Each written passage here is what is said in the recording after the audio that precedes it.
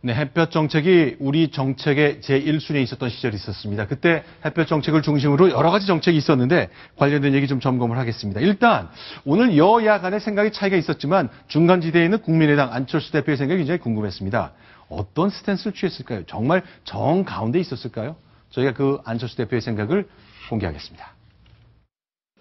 북한의 핵실험과 장거리 미사일 발사에 기인하지만 우리 정부가 섣부른 전면 중단으로 인한 결과입니다. 정부의 역할이 무엇입니까? 기업을 도와주지는 못할 망정 하루아침에 낭떠러지로 내쫓는 것이 과연 올바른 정부인지 묻지 않을 수 없습니다. 개성공단은 하루빨리 정상화되어야 한다고 생각하고 계속 남북 당국에 촉구할 것입니다. 이정훈 차장. 그러니까 안철수 대표는 일단 이런 상황이 북한의 핵실험과 미사일 실험 때문이다 하는 건 분명히 지적을 했군요. 그렇습니다. 그렇지만 개성공단 문을 닫은 방법에 있어서는 문제다라는 비판을 한 건데요. 네. 이런 상황에서도 사실 야권 내에서 아직도 햇볕 정책이라는 말이 심심찮게 나오고 있다는 점은 조금 놀라운 부분인데 네. 현정배 국민의당 대표만 해도 네. 오늘 그 개성공단은 햇볕 정책의 대표적인 성과였다. 그리고 지금도 햇볕 정책 외에는 다른 길이 없다. 이런 말을 했습니다. 그러니까 보면은 그 방법에 대해서는 어떻게 해야 될지 모르면서 어쨌든 정부의 지금 이런 식의 문을 닫는 거는 잘못됐다. 이렇게 비판 수위를 높이고 있는 거죠. 네. 그런데 그 얘기를 하고 있는 내용들이 약간 혼선이 있고 내부에서도 정리가 되지를 않아서 사실 정확히 야권의 방향이 일관되지는 않아 보입니다. 자, 지금부터는 과거 대통령과 전직 장관들의 얘기를 점검하겠습니다.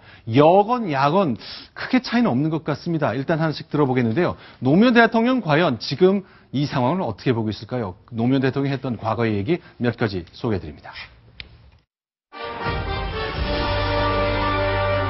대화가 지금 진행되고 있습니다.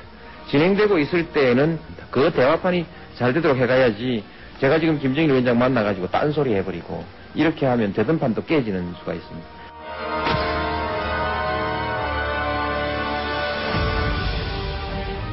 그 미사일이 미국까지 가기에는 너무 초라한 것이고 한국을 향해 쏘기엔 너무 큰 것입니다. 실제 무력 공격을 위한 것이 아니라 정치적 목적으로 발사한 것이라고 생각하고 있습니다.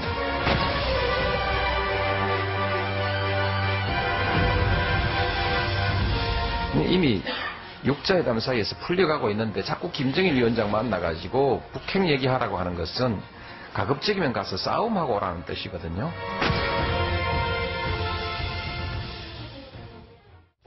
자, 오래전 일이 되어버렸습니다만, 저게 2003년에서 7년 사이, 불과 한 10년 전 일이거든요.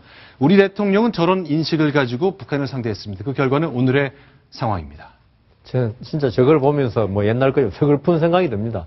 대통령이라면 모든 정보를 다 장악하고 있고 할 건데, 어떻게 저렇게 북한이 어떤 자의적인 수단으로서 핵과 미사일을 가졌다고만 말할 수 있는지. 그리고 지금 우리가 지금 물론 10년이 지나서 생각하니까 지금 12,000km 날아가는 거 아닙니까? 그렇죠. 그런데도 자위용이라든가 이렇게 말하고 지금 노무현 대통령의 저 발언의 전체적인 취지는 북한 비위 건드리지 말자. 북한 비위 건드려서 우리가 뭘 줬겠냐. 비위 잘 맞춰주고 우리가 그냥 해달라는 대로 해주고 그다음 우리 걸 얻자 이건데요. 지금 북한에 대해서 어떤 우리가 북한이 해달라는 대로 해줄 때 북한이 과연 우리 요구에 응하겠냐. 이런 건 전혀 없는 거죠. 지금 현실로 바로 그게 나타나고 있지 않습니까? 그러니까 대통령의 그때 당시 상황 인식이 너무 북한을 좋게만 보려고 한다. 이런 생각이 듭니다. 여러 가지 사례가 더 있습니다. 저희가 준비했는데요. 핵실험하기 5개월 전에는 북한의 핵개발은 선제 공격용 아니다. 방어용이다 그랬고요. 자, 장거리 미사일 쐈을 때도 누구를 겨냥한 것이 아니지 않느냐. 그러니까 우리 안보 차원의 위기가 아니라고 얘기했습니다. 자, 노무현 대통령 이외에도 많은 분들이 과거에 얘기를 했습니다. 자, 그분들은 어떤 얘기를 했을지 저희가 영상을 좀 준비한 게 있는데 소개해드리도록 하겠습니다. 김근태, 정세현, 이재정 세 분의 얘기입니다. 영상으로 확인하겠습니다. 우리 정부가 안보리 입장에 배부하는 것을 반대해야 이 이후에 한반도에서 북한 핵 문제와 한반도의 평화를 이루어나가는 과정에서 우리의 주도권을 확립할 수 있다고 생각합니다. 미국이 백지화시켰다. 외성 대변인 담화에서도 주를 미국으로 해서 비핵화 공동선언을 백지화됐다. 이렇게 얘기를 했습니다. 제가 가지고 있는 정보로는 북에 HU가 있다고는 어떤 정보도 가지고 있지 않고요. 그런 계획을 구체적으로 추진하고 있다는 정보도 저는 가지고 있지 않습니다. 자, 주관적 평가가 있을 수 있겠습니다만 객관적 정보라는 것도 있는 건데 박성훈 부국장, 네. 이 세 분의 얘기를 좀 평가해 주십시오. 이 햇볕 정책의 기본 전제는 네. 어떤 교류와 협력, 특히 어떤 대규모로 우리가 어떤 경협 지원을 하거나 네. 이렇게 했을 경우 북한이 많은 부분 내부적으로 변화할 것이다. 네. 이런 전제가 있는데요.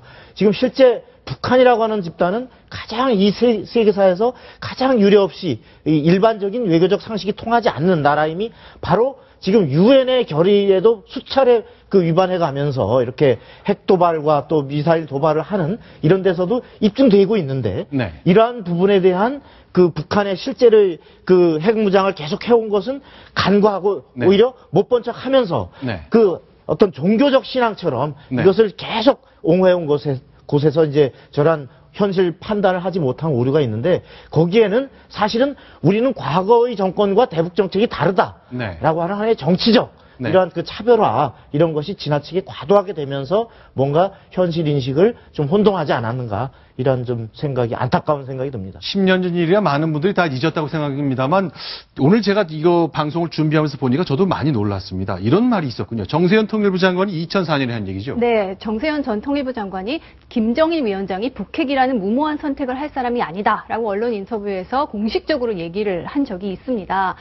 자, 김정일 위원장은 북핵이라는 무모할 선택을 할 사람이 아니다. 무모한 선택을 했고 심지어 지금 무모하지 않은 것으로 그렇게 드러나고 있죠. 김근태 전 보건복지부 장관만 해도 그때 당시에 김대중 대통령이 햇볕 정책을 했기 때문에 북한이 핵실험을 해도 전쟁 위험이 없고 우리는 안전하다 이렇게 얘기를 했습니다.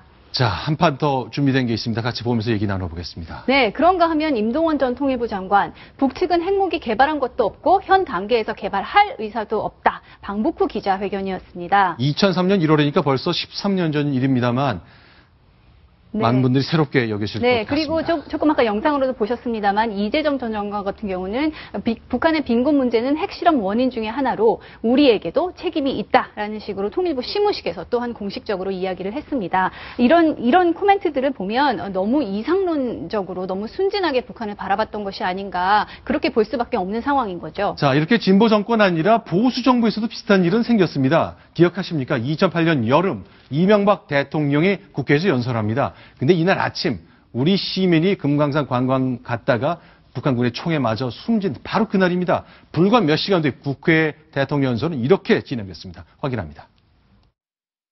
우리의 대북 정책은 남과 북 모두에게 이익이 되는 상생과 공명의 길을 개척해 나가는 것입니다.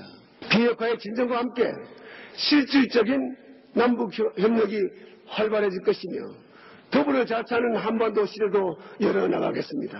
이를 위해서 북한에 제의합니다.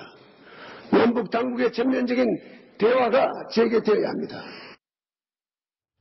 자, 우리 대통령과 당국자들은 왜 이렇게 북한을 우호적으로만 보려는 겁니까?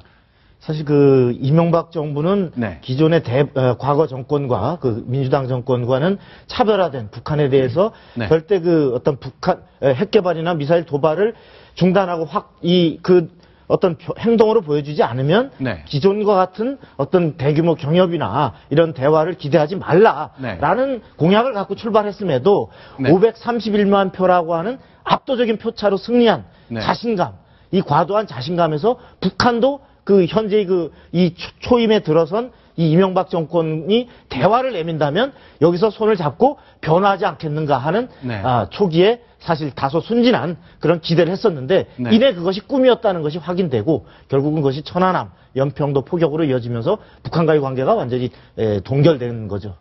알겠습니다. 자, 정부 1년차 여름이었습니다. 이명박 대통령이 쇠고기 국면, 그러니까 광우병 쇠고기 국면을 넘긴 이후에 대북 제안을 했었던 것인데 타이밍이 아주 안 좋았습니다. 이명박 정부도 후회한다는 얘기 저도 수차례 들은 적이 있습니다.